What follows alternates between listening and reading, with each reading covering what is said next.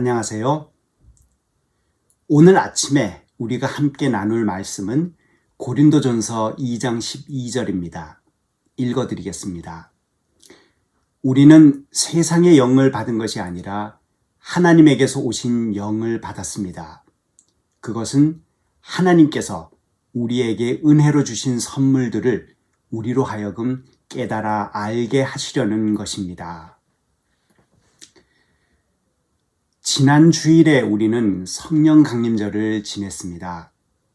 해마다 교회가 지키는 여러 절기들이 있지만 성령 강림절은 이 땅에서 그리스도 교회가 그 역사를 시작할 수 있도록 만들었던 아주 놀라운 그리고 정말 중요한 사건을 기리는 절기입니다. 이렇게 그리스도의 교회의 역사가 오순절 성령 강림을 통하여 시작되었다고 본다면 교회는 그 근본에서 그리고 그 본질에서 성령과 뗄래야 뗄 수 없는 관계에 놓여 있는 것입니다. 다시 말해서 성령을 떼어놓고 그리스도의 교회를 생각할 수도 없고 성령 없이 교회는 존재할 수도 없다는 것입니다. 그런 점에서 그리스도인의 삶도 꼭 마찬가지입니다. 오늘 본문을 담고 있는 고린도전서 2장 전체에서 바울은 확신을 가지고 너무나도 강조하면서 우리에게 확인시켜주는 중요한 사실 하나가 있습니다. 그것은 우리 모든 그리스도인들은 예수 그리스도를 영접한 그리스도인이라면 누구나 예외 없이 그리스도의 영을 받았다고 하는 것입니다. 제가 이렇게 말씀드리면 여러분 중에는 나는 아직 성령을 못 받았는데 이렇게 생각하는 분들도 있을 수 있겠습니다. 그런데 바울은 오늘 본문에서 바로 그렇게 생각하는 분들에게 이야기하고 있습니다. 그렇지 않다고요. 여러분은 모두 성령을 받았다고 합니다. 성령의 능력 안에서 살아가고 있다는 확신을 가지라고 강하게 권면하고 있습니다. 이런 말을 들으면 많은 사람들이 다시 묻습니다. 우리가 성령을 받았다면 그 증거가 나타나야 하지 않는가? 그래서 방언을 기대하기도 합니다. 또는 예언하는 능력을 기대하기도 하고 치유하는 은사를 기대하기도 합니다. 그런데 바울은 본문에서 성령의 증거로 오히려 우리가 흔히 기대하는 것과는 전혀 다른 것을 강조하고 있습니다. 본문에서 바울은 영적으로 산다는 것이 무엇인지를, 신령한 능력이 무엇인지를 이렇게 설명하고 있습니다. 영적인 사람은 그가 하나님으로부터 무엇을 받았는지를 아는 사람이라고 합니다.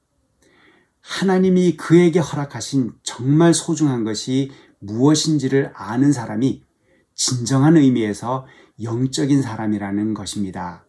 왜냐하면 11절 말씀처럼 하나님의 영이 아니고서는 아무도 하나님의 생각을 깨닫지 못하기 때문이라는 것입니다.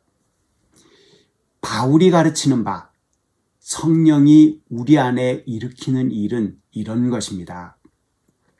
성령은 우리로 하여금 하나님께서 우리에게 주신 것이 무엇인지를 알게 해줍니다. 하나님께서 우리에게 주신 가장 값진 선물이 무엇인지를 알게 해준다는 것입니다. 여러분은 하나님께서 여러분에게 선물로 주신 가장 소중한 것이 무엇이라고 생각하고 계신가요?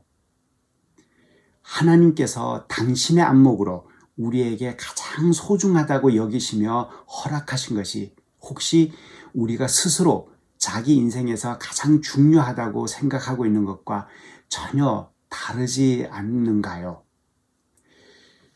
우리가 하나님의 말씀으로 믿고 있는 성경이 가르치고 있는 그 관점으로 본다면 하나님께서 우리에게 주신 정말 소중한 것은 바로 이것입니다. 우리가 하나님의 자녀가 되었다는 것, 이제 우리가 하나님 앞에 나아갈 수 있게 되었다는 것, 그리고 그리스도로 말미암아 무엇보다도 그리스도께서 지셨던 그 십자가를 통하여 그 은총의 길이 우리를 위해 활짝 열리게 되었다는 것입니다. 이것이 우리를 위해서 얼마나 소중한 것인지를 성경은 가르치고 또 가르칩니다. 그렇기 때문에 우리가 하나님을 아버지로, 아바 아버지로 부를 수 있게 되었다는 그 은혜를 우리가 뛰는 가슴으로 느끼고 있지 못한다면 우리는 진정한 성령의 능력을 우리 안에서 잃어버리고 있는 것입니다. 본문에서 바울은 고린도 교인들에게 성령의 능력을 받기 위해 이런 일들을 하라고, 이런 노력을 기울이라고, 이를 악물고 힘쓰라고 가르치지 않습니다. 열심히 힘써서 정성을 다해 노력하라고 가르치는 대목을 본문 어디에서도 찾아볼 수 없습니다. 오히려 바울이 강조하고 있는 것은 성령의 지혜와 세상의 지혜를 혼동하지 말고 엄격하게 구별하라는 것입니다. 그런데 우리는 세상적인 가치와 우리의 지극히 인간적이고 이기적인 욕망을 하나님의 뜻으로 포장하려 했던 적이 얼마나 많던가요?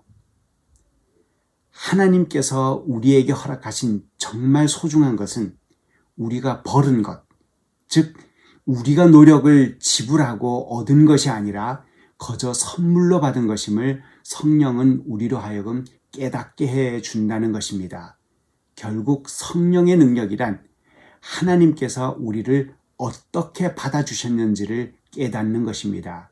그리고 그것을 삶 속에서 충만하게 누리는 것이지요.